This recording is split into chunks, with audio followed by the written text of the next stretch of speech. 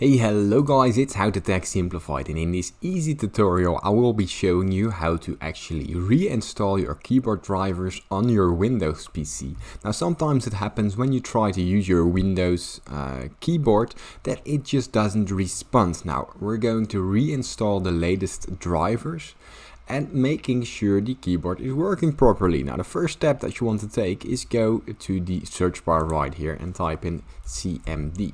We're going to command a prompt in CMD. Now here right click it and run as administrator.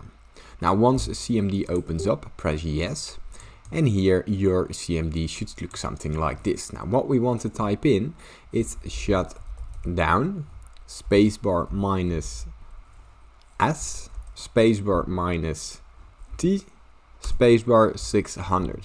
Now from here press enter. What this will do, this command will tell the computer to shut down the computer in about 10 minutes. Now this gives us time to uninstall the drivers of your keyboard. Now, so simply press enter, and what we will do now is go to the official Windows key right here, the start icon key, right click it and go to device manager. Now this will come up with all the devices installed in your system.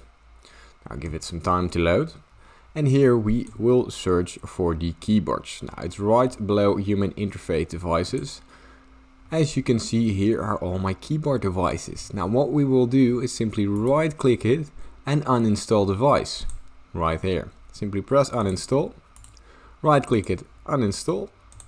And what this will do, it will make sure that all your keyboard devices are uninstalled, and in about 10 minutes when you set the timer via command prompt, your computer will shut down. Now make sure that your internet is connected to the PC or laptop that you're using, and from there Windows will automatically search for the latest drivers necessary for your keyboard device and will automatically update them to your system.